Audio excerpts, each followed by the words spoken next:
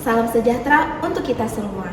Halo teman-teman, kami dari kelompok 1 ingin memaparkan materi tentang penyakit Parkinson. Selamat belajar teman-teman.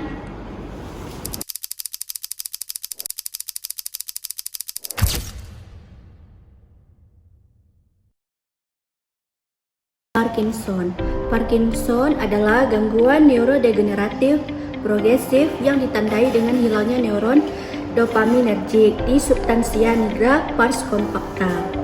Penyebab utama gejala motorik seperti tremor, bradykinesia, rigiditas, dan postural instability dalam menurunkan aktivitas dopamin di ganglia basal.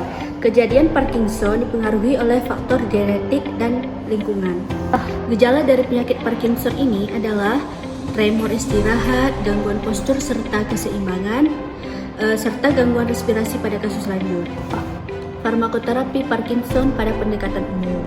Yang pertama itu ada levodopa ganti dopamin, kemudian yang kedua kombinasi levodopa dan karbidopa, dan yang terakhir tambahan obat seperti agonis, dopamin, dan MAOB. Adapun mekanisme kerja obat utama, yang pertama itu adalah levodopa adalah obat yang bisa berubah menjadi dopamin di otak. Obat ini berfungsi menggantikan dopamin yang kurang pada penderita Parkinson. Karbidopa membantu agar levodopa tidak cepat rusak sebelum sampai ke otak, sehingga efek jadi lebih kuat. Obat menghambat MAOB bekerja dengan cara mencegah dopamin cepat hancur, jadi kadar dopamin di otak bisa tetap lebih tinggi dan lebih lama. Kalau obat levodopa dipakai terlalu lama, efeknya bisa naik turun, kadang ampuh dan kadang tidak, dan bisa muncul gerakan tubuh yang tidak terkontrol atau disebut dyskinesia. Lama-kelamaan, tubuh bisa jadi kurang merespon obat karena reseptor dopamin di otak berubah atau cara tubuh memproses obat sudah berbeda. Kalau obat-obatan tidak cukup membantu lagi, dokter bisa menambahkan terapi lain atau melakukan operasi stimulasi otak untuk membantu mengontrol gejala.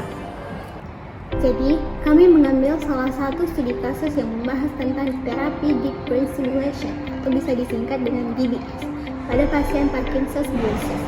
DBS adalah terapi dengan memberikan rasa listrik ke bagian otak tertentu, biasanya subthalamus atau globus pallium internus, untuk membantu mengurangi gejala motorik seperti kaku, tremor, dan gerakan lambat pada pasien. Pada penelitian ini mengumpulkan dan menganalisis 48 studi dengan ribuan pasien Parkinson disease yang diikuti selama 1-3 tahun setelah terapi DBS. Fokusnya bukan hanya pada gerakan motorik, tetapi juga pada fungsi non-motor, yaitu seperti memori, fungsi berpikir, bahasa, dan perasaan seperti cemas dan depresi. Penelitiannya menunjukkan adanya manfaat beberapa pasien mengalami penurunan rasa cemas dan depresi setelah terapi DBS. Dan kerugiannya terjadi penurunan pada memori jangka panjang, kemampuan berbicara lancar, dan fungsi berpikir tertentu, misalnya kemampuan mengendalikan respon saat tes stroke. Kesimpulan dari materi kami, Parkinson adalah penyakit neurodegeneratif yang memerlukan terapi penggantian dopamin. Levodopa masih menjadi terapi utama dengan peningkatan efektivitas melalui kombinasi obat lain. Pemantauan interaksi obat dan efek samping sangat penting untuk hasil yang optimal. Terapi multidisipliner termasuk farmakoterapi dan intervensi bedah dapat membantu meningkatkan kualitas hidup pasien.